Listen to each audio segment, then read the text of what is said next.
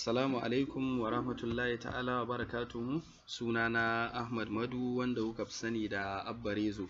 To, kamar yadda ya gabata a tutorial ɗinmu na baya na nuna muku yadda za ku shigar da output sannan kuma da yadda za ku yi creating ɗin variables. To, a wannan tutorial ɗin na yau abinda zan nuna muku shine yadda ake shigar da input. A matsayinmu na computer students mun riga mun san cewa abinda ake nufi da output shine bayani da computer ko computer program zai bamu. Shi kuma input abinda yake nufi shine abinda shi kuma data da user zai bawa kamar program, shi ake nufi da input. Misali kamar mu ne sai muke son mu tambayi mutum shekarar ka nawa, to sai ya bamu shekarun nasa, kaga kenan program ya bashi information shekarar ka nawa, sannan kuma mu kuma ya bamu data, misali ya rubuta 32 ya bada data shekarunsa. To wannan shi ake kira da input. To ya za a yi mu amfani da keyboard ɗinmu mu bawa program ɗin mu input? Yadda za mu yi, da farko dai muna da buƙatar mu importing ɗin abinda ake kira scanner. Scanner wani class ne a cikin Java wanda zai bamu damar mu shigar da input. To ya za a yi mu importing ɗin scanner? Abu na farko da za mu fara fita saman class ɗinmu, za mu fita wajen method ɗinmu, za mu fita wajen kuma class ɗinmu, sai mu rubuta wannan syntax ɗin import java.util.scanner. kun ga syntax ɗin da muka rubuta, import java.util.scanner. Scanner muke son mu importing cikin program ɗinmu, to amma me, scanner tana cikin wannan library ɗin java.util. to shine muka rubuta syntax ɗin import, muna son mu importing ɗin scanner daga cikin library ɗin java.util. to kar ku damu, wannan yadda na rubuta haka za ku rubuta shi. To abu na biyu da muke buƙata shine muna da buƙatar sai mu dawo cikin main method ɗinmu, sai mu preparing ɗin scanner object. Duk kar ku damu da wannan, insha Allahu a tutorials ɗinmu masu zuwa duk zan ƙara fasa muku abinda ake nufi da wannan objects ɗin. To amma a yanzu abinda nake so da ku shine sai ku kwafi irin abinda zan rubuta yanzu, ko kuma in ce ku haddace ma, saboda gaba za ku ta amfani da shi. Sai ku rubuta scanner, sai ku rubuta sunan abinda kuke son ku ba scanner taku. Wannan duk sunan da kuka ga dama ne, amma bari mu yi amfani da input, tunda input za mu bayar ko, sai mu ce is equals to new scanner, sai mu buɗe bracket, sai mu ce system.in, sai mu saka semicolon a ƙarshe. To wannan abin da muka yi a nan shine kawai a taƙaice muna son mu samu wannan sunan object ɗin, muna son identifier ɗin wannan scanner, shi yasa muka yi creating ɗin duka wannan line source code ɗin. Saboda abin da muke so gaba, so muke duk lokacin da za mu kira scanner mu kira ta da wannan suna, wannan identifier. To shi yasa muka rubuta wannan line scanner input. Wannan shine abin da kaɗai za mu iya zaɓa mu rubuta duk wanda muke so, amma duk ragowar yadda muka gani haka za mu rubuta su. To wannan shine. To let's say yanzu kamar yadda na faɗa a baya, na ce muna son mu creating ɗin program wanda zai tambaye ka yaya sunanka, shekarar ka nawa, daga ƙarshe sai ya fitar maka da shi akan screen, sunanka kaza kuma shekarar ka kaza. To yadda za a yi wannan program ɗin, already mun san yadda ake bada output. Yaya ake bada output? Za mu ce system.out.println ko .println, sai mu buɗe bracket, sai mu saka semicolon. Me za mu ce wa mutum? Abinda za mu ce wa mutum shine yaya sunanka ko, sai mu saka question mark, mutum sai ya rubuta mana sunansa. To yanzu dai da farko dai, kafin misali mu shigar da, misali mutum idan zai shigar da sunan nasa, dole muna buƙatar variable wanda zai riƙe mana wannan abin da ya shigar ɗin. Ma'ana kenan idan mutum muka tambaye shi yanzu yaya sunanka, zai rubuta sunan nasa. To abin da muke buƙata shine muna buƙatar variable ɗin da zai riƙe mana wannan abin da zai rubuta ɗin ya zama shine kamar sunan nasa. to bari dai mu karasa sai ku gani. Yanzu abinda zamu creating din variable, mu ce string name ko kuma misali mu ce string suna. To na san za ku ga nayi wani abu wajen creating din variable. Wannan abinda nayi anan shi ake kira da declaration of variable. Me ake nufi da declaration of variable? Abinda yake nufi shine idan misali variable muna son mu creating ɗinsa amma kuma bamu san value ɗin da zamu bashi a wannan lokacin ba, to abinda zamu yi sai mu declaring ɗinsa, in ya so gaba sai mu bashi wannan value ɗin. Misali kamar yadda a da na nuna muku, idan kuka ce misali string suna, misali kuka ce is equals to, kuka ce abba, misali kuka sa semicolon, to kar ku manta misali suna, to kar ku manta shi wannan abin da yasa muka yi assigning din wannan value din saboda already mun san meye sunan. Misali sunan static ne, ba zai canzu ba, misali iya sunan muke so. To amma wannan a wannan case din kun ga users zamu musu creating din software, ba mu san wani suna mutum zai saka ba, to domin haka dole sai dai mu declaring, sai dai mu wannan kenan. Wannan mun yi declaring, mun yi initializing din value din a variable din, wannan kuma iya declaring din muka yi, gaba za mu yi initializing ɗinsa. To shine abin da nake nufi. Yanzu za mu goge wannan sai mu bar shi haka, mun yi declaring, ba mu san me mutum zai rubuta ba. To sannan misali bayan mun yi declaring din variable din suna, still muna da buƙatar wani variable din na shekara ko misali za mu ce tunda shekara integer ce, za mu ce int misali shekara, shi ma za mu yi declaring ɗinsa saboda ba mu san me mutum zai rubuta a shekarunsa ba.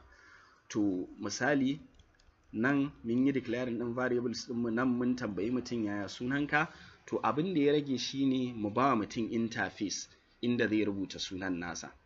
To yanzu abin da za mu yi sai mu ce sunan variable ɗinmu da muka ajiye na suna ko, sai mu ce is equals to, sai mu ce input, abinda mutum misali input, kun ga scanner mu kenan, scanner mu ta yi amfani ta ɗauke mana wannan abin, to shine sai mu ce input.next line.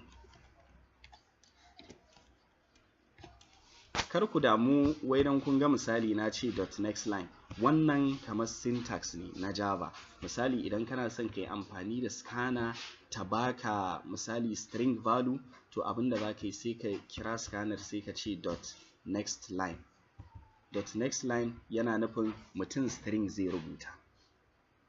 Gaba za ku ga bambancin, a nan ƙasa kaɗan za mu ga bambancin .next line da kuma .next int, saboda shi .next line yana nufin string, shi kuma .next int yana nufin integer kenan. To yanzu bayan mun tambayi mutum yaya sunanka, mun rubuta suna is equals to input.next line, abu na gaba sai mu tambayi mutum shekarunsa, system.out.println, sai mu bude sai mu ce shekarar ka nawa, shekarar ka nawa, misali shi ma sai mu sa question mark ko, sai mu zo mu sa semicolon mi ending din statement din, sai mu zo sai mu ce shekara is equals to, muna son mu ba shekara variable din shekarar mu value, sai mu ce is equals to input, duk abinda mutum ya rubuta da scanner sa .next int, sai mu saka semicolon.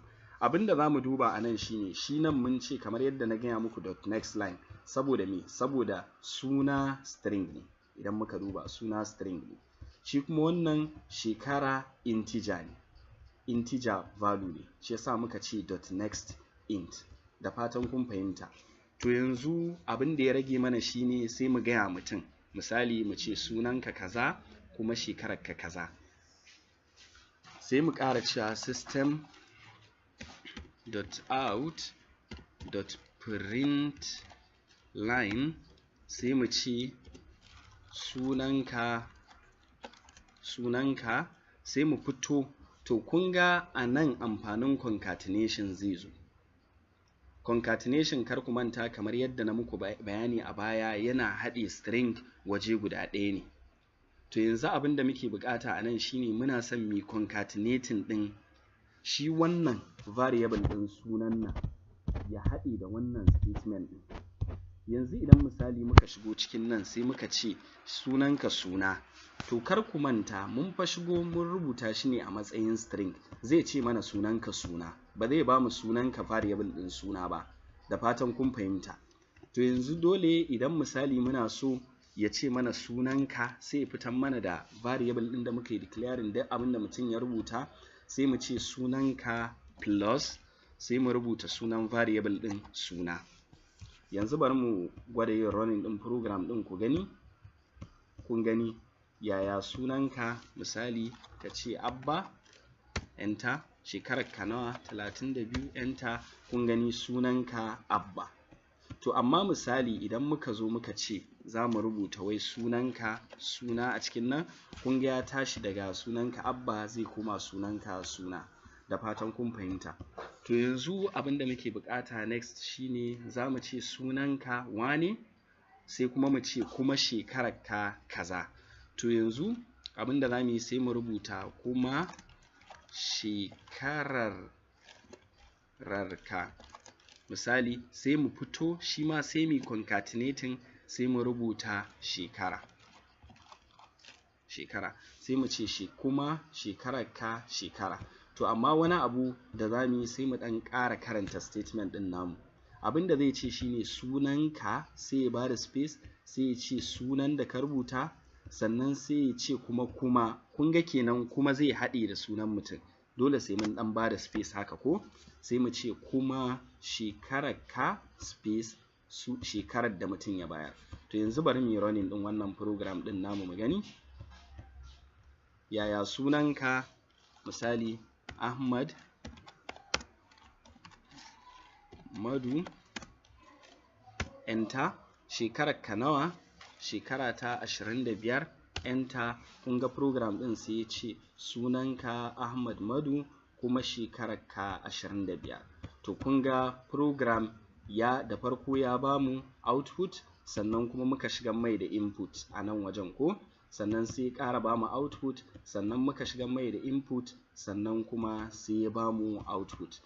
Idan har kuka iya input da output nan, a iya haka za ku iya creating ɗin program wanda za ku iya yin abubuwa da dama da shi, saboda gabaki ɗaya program input ne da output. To abinda nake so da ku sai ku ƙara duba wannan tutorial ɗin sosai, amma kafin na kashe tutorial ɗin bari in ƙara muku bayani sharp abin da ya faru.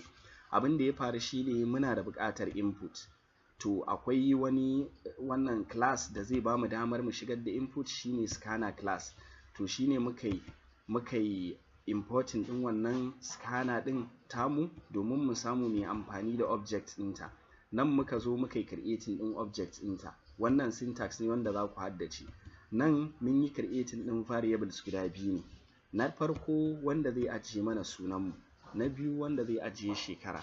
Sannan nan abinda muka yi a nan kawai mun ce wa user ne, mun ba shi output ne, mun tambaye shi yaya sunanka. Sannan a nan user sai ya cike mana sunan nasa ta hanyar me? Ta hanyar assigning ɗin value ɗin abinda mutum ya cike da scanner. To amma saboda string ne shi yasa muka ce next line, inda integer ne sai mu ce next int. A gaba kamar yadda kuke gani muka ce shekararka nawa, muka zo muka ce shekara is equals to, za mu bata value duk abinda mutum ya cike da scanner sa, shine input, saboda sunan scanner mu input, sai kuma dot next int. Wannan haka yake, ba sai ka rubuta, ba sai ka canza ba.